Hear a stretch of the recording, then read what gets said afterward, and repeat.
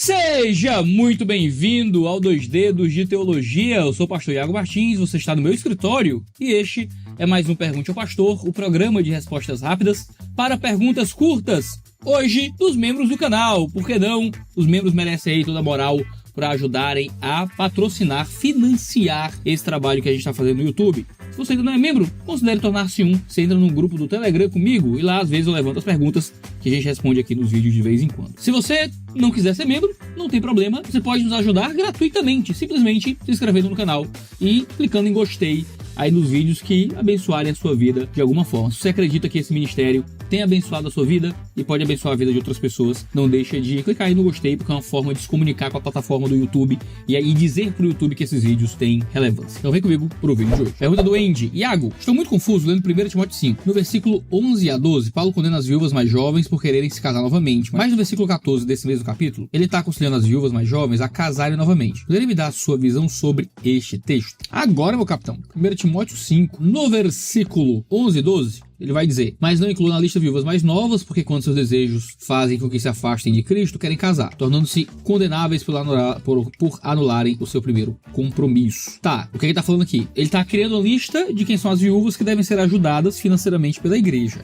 E ele não deve colocar nessa lista as viúvas mais novas, gente que é viúva jovem. Por quê? Porque são pessoas que vão acabar casando. Então não tem por que viverem sendo sustentadas pela igreja, porque na hora que o negócio esquentar, você tá entendendo? Ele vai falar com seus desejos.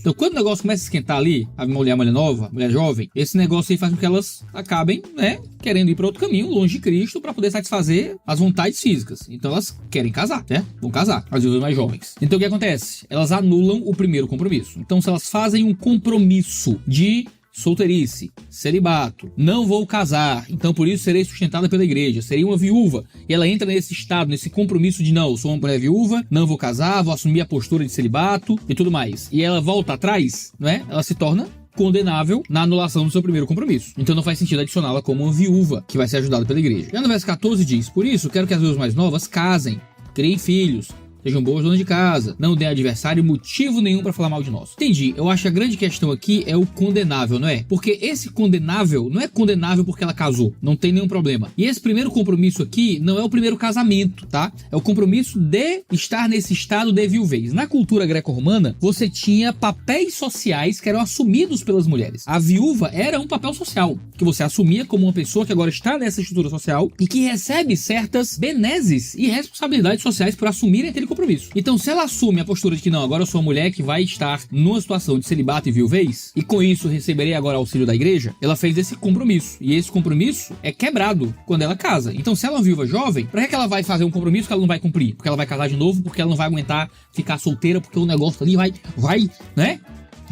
e ela vai querer aquele negócio que tá ali, certo? Então, ela vai ficar condenável àquele primeiro compromisso. Então, por isso que Paulo vai ordenar que elas casem. Vão casar, meu filho. Vão casar, vão ter filho, vão ver a vida de vocês feliz. Vão ser boa dona de casa. Não vai dar pro povo do mundo motivo pra falar mal de nós, não. Vamos ver a vida de vocês. Então, não é uma contradição, não. Pelo contrário. Se torna uma contradição se a gente achar que condenável aqui é condenável no sentido de ir pro inferno, essa mulher vai pro inferno. Por quê? Porque abandonou o compromisso do primeiro casamento. Não é disso. Tá falando condenável de não seguir o papel social de permanecer na viuvez que ela assumiu dentro da cultura greco-romana. Jonathan, pastor Iago, como ajudar um amigo que está saindo da igreja católica? Tem recomendações de livros, vídeos seus e como eu ajudar ele? Deus abençoe. Eu acho que uma coisa importante é ajudá-lo a entender as bases do protestantismo. Então, 5 solas, um livro que ajuda é o Cristão Reformado, escrevi sobre ele. Alguma coisa sobre a formação da Bíblia. Se for um negócio um pouco mais acadêmico, vale a pena ele ir no Canon Revisited, do Michael Kruger. Se ele for um cara um pouco mais simples, ele não tem um contato com teologia acadêmica, e no E Deus Falou na Língua dos Homens, do Paulo I, certamente vai ser muito bom. Uma grande introdução à Bíblia. Ajudá-lo a lidar com a teologia de onde ele saiu. Então, um material da Vida Nova que compara a teologia protestante com a católica vai ajudar certamente, tá bom? Agora é ajudar ele até as bases corretas, de por que ele está seguindo um caminho diferente teologicamente. Lino, as descrições de anjos no Velho Testamento, querubins, com partes de diferentes animais, várias asas, rodas brilhantes. Isso seria uma representação de conceitos para os povos do Antigo Oriente Próximo ou o que eles viam literalmente? Eu acredito que é o que eles viam literalmente, certo? Porque o texto diz que era isso que foi visto, tá bom? Lembra que o termo que é usado não é anjo, tá? Anjo sempre representa no Novo Testamento figuras de características humanoides, certo? Sempre é uma característica humanoide quando você fala de anjo. Mas existem outros seres espirituais além dos anjos. Pensa em querubins, por exemplo, serafins e tal. Pensa em outras figuras celestes que, por exemplo, Josué viu, ou que mesmo João viu, né? Tem os 24 anciãos, os 4 seres viventes. Não existe apenas anjos no céu. Há uma miríade de criaturas espirituais que nós não conhecemos todas elas, que habitam o reino, né, espiritual de Deus, e elas se manifestam de formas diferentes. Algumas delas, né, são essas que aparecem com forma de animais e tudo mais. Existiram outros homens que foram como Sansão, pergunta do Rodrigo, dedicados a Deus e fortes? Olha, eu não acho que a escritura fale de força física com referência a mais gente, assim, não que eu me lembre. Tem algum personagem menos relevante aí do Antigo Testamento, mas não tenho memória de nenhum outro que seja descrito como Sansão. Nesse sentido, né? Dedicado a Deus e forte. Assim, pode. Ó, tem o padre Marcelo Rossi, vai. Tem o padre Marcelo Rossi. A gente tem o Léo Stronda. Dedicado a Deus e forte. Eu tô tentando aí, né? Tô tentando e pode ter você. Pode ter você se você usar aí os suplementos da Growth, não é? Plau! Olha aí a publi, ataque de oportunidade aqui do Rodrigo. A Growth Suplemento é uma das patrocinadoras desse canal, permite que a gente tenha mais vídeos por semana e tem aí suplementação pra você ser dedicado a Deus e ser forte também. Vou até comer um barrinho de proteína agora aqui. Pô, você gosta de barrinho de proteína? Eu adoro barrinho de proteína. De moranguinho. É a Waffle Protein, tá? Claro, Growth Suplemento. É o waffle, gente. É o waffle. Não é barra de proteína do jeito que você conhece. É o waffle de proteína. Sabe o famoso biscoito recheado? Sabe o biscoito recheado? É um waffle maravilhoso. Nossa, muito bom.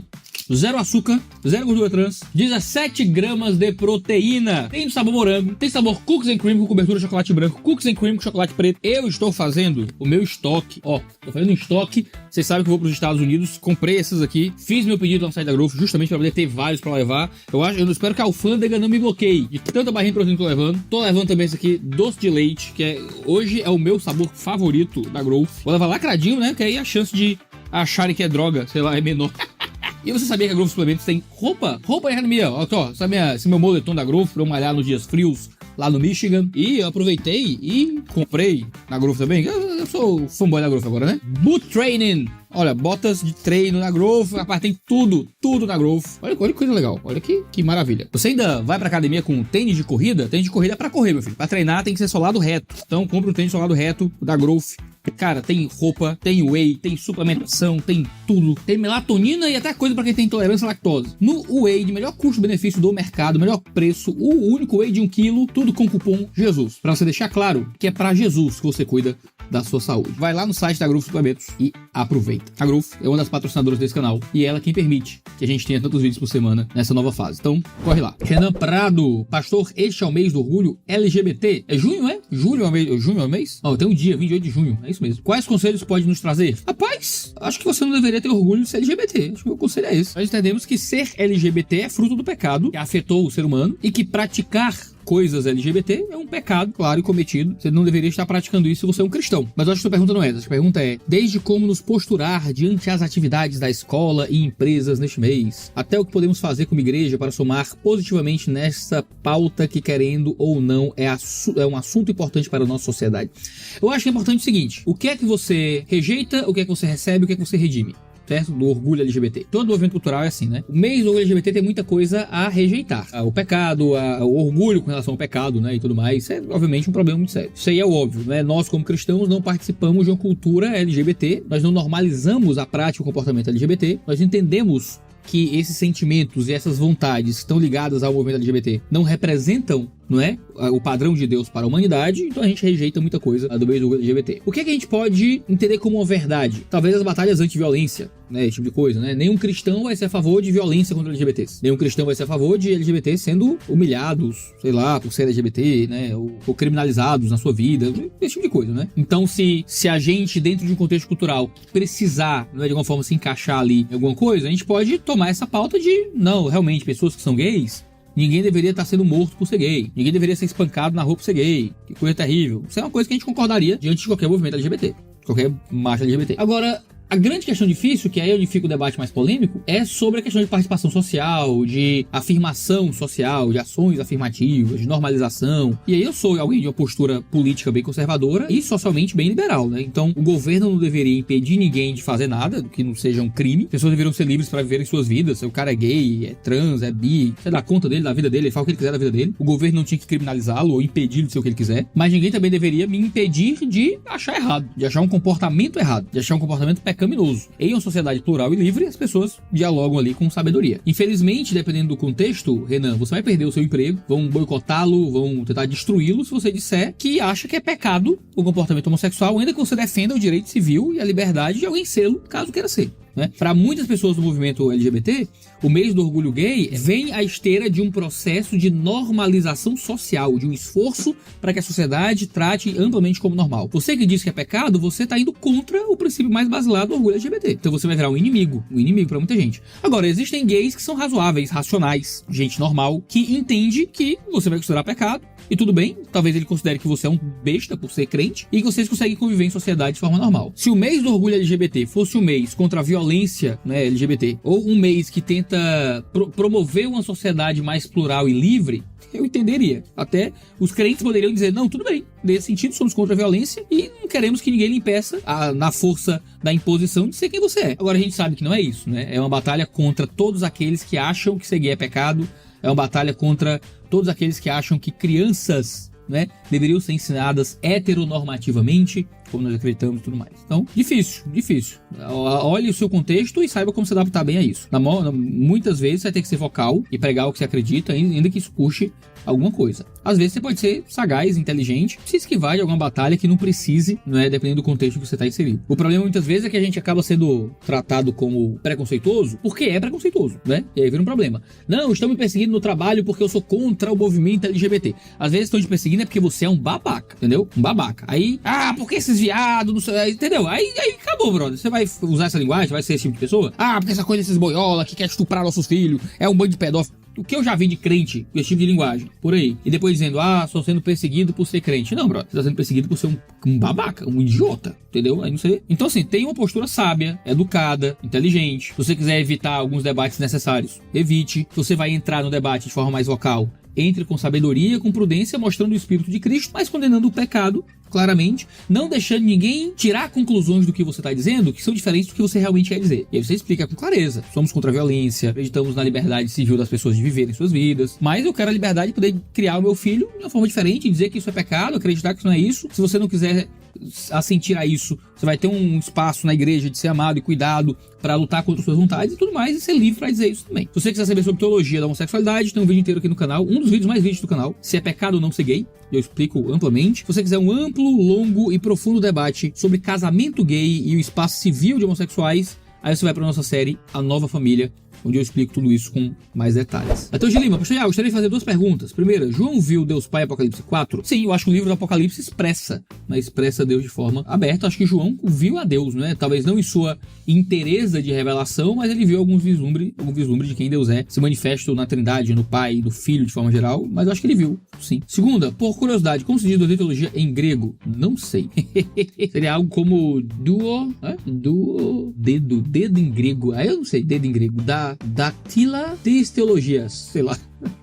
Guilherme Nunes, como é que diz a teologia em grego, Guilherme Nunes? Eu não sei, me diga, aparece aí pra me dar essa luz. O que acha da afirmação de C.S. Lewis, que diz que as portas do inferno estão trancadas pelo lado de dentro? Vamos lá, lembra que existe uma diferença entre você fazer uma declaração sistemática, né, teologia sistemática, e você fazer uma declaração poética ou literária sobre um fato. Isso significa que é literalmente? Claro que não necessariamente é uma porta do inferno. Isso significa que não é Deus que colocou as pessoas lá e é Deus que mantém as pessoas ali por causa de seus pecados? Claro que não é isso que ele está dizendo. O que ele está dizendo é que o homem que está no inferno, ele está ali porque ele quis, e o seu ódio contra Deus permanece tanto que ele não encontra arrependimento. O Espírito Santo não está no inferno, o Espírito Santo não está tratando ninguém, no coração de ninguém no inferno. Então por isso, os homens que estão no inferno estão lá porque querem e continuarão odiando a Deus para sempre. É uma ótima frase para explicar um pouco sobre a maldade humana que permanece, né, e continua para além, não é, do tempo de condenação. Eu acho uma boa frase. Tem um peso literário muito grande, né, um peso poético e imaginativo muito grande acerca da maldade do homem e a permanência da maldade humana até mesmo para além,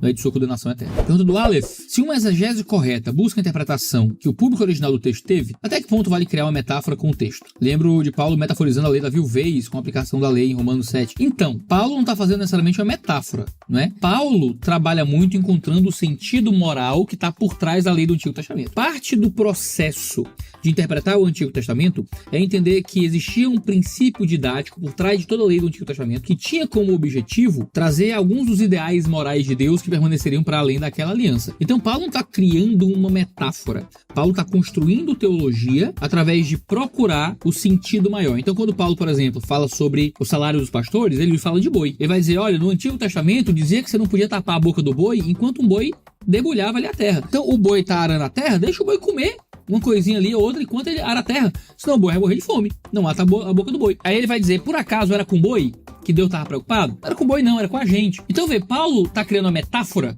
Não. Paulo está entendendo que a intenção de Deus ao escrever sobre boi era trazer um princípio geral sobre a existência que poderia ser aplicado para além da questão dos bois, entendeu? Agora, a gente pode criar uma metáfora sem dizer que é uma metáfora, né? A gente pega um texto, tira ele do contexto, metaforiza e deixa claro que está alegorizando e metaforizando para poder estabelecer um argumento, um ponto, uma ilustração de alguma coisa que a gente queira trazer. Isso não tem problema se a gente disser que é isso mesmo. O que a gente não pode é dizer que esse é o sentido do texto ou usar isso para provar um ponto doutrinário. Pergunta de Emílio Ferreira, perspectivas do canal, projetos, acho que o canal ainda cresce? Paz, que pergunta, perspectivas. O meu foco hoje é conseguir firmar os 3 vídeos por semana, bem firmadinhos, porque o público ainda não recebeu bem. A gente não fez 3 vídeos por semana até agora, porque toda vez que a gente tentou, o algoritmo do YouTube prejudica a gente. Porque o YouTube entende que o público vai clicar menos, tem uma quantidade menor de views por vídeo, e isso acaba virando um problema. Só que isso, né, trava o crescimento do canal. E a gente, quando faz 3 vídeos por semana, começa a colocar alguns vídeos que tem menos views. Então, De Olho no Texto e Mundo Cópia vão muito mal de views, geralmente, tá? Comparados com Pergunte ao Pastor. Eu fiz uma consultoria com o YouTube e o conselho que me deram é pra não fazer. Você encontrou um formato que dá muito view, tem muita visualização, foca nesse formato. E eu não quero fazer isso. Tô indo contra todos os conselhos do YouTube e tô insistindo em fazer mundo cópia, fazer De Olho no Texto, para que seja um material que alcança mais gente. Claro que quando um vídeo desse vai mal, tem 10 mil views, tem 20 mil views, pô, é um mal que ainda é muito bom. Mas quando um vídeo tem views mais baixos que a média, joga o algoritmo do canal pra baixo. Aí é um problema, porque o YouTube para de recomendar o canal e outros vídeos do canal pro grande público. E aí as coisas começam a ir mal. Então qual é a perspectiva que eu tenho agora? Eu quero ver se nesses 6 meses, vou insistir por 6 meses, não vai ser um mêsinho, vou insistir 3 vídeos por semana, 6 meses, De Olho no Texto, Mundo Cópia, botar a coisa pra frente e insistir pra ver se a coisa engrena, né? Engrena bem. Então essa é a perspectiva. Se o canal ainda cresce, ele sempre vai crescer devagarzinho, né? Cresce devagarzinho, tá num platô legal ali de crescimento, né, gente? 800 e quase 850 mil pessoas, pra mim já é gente pra caramba.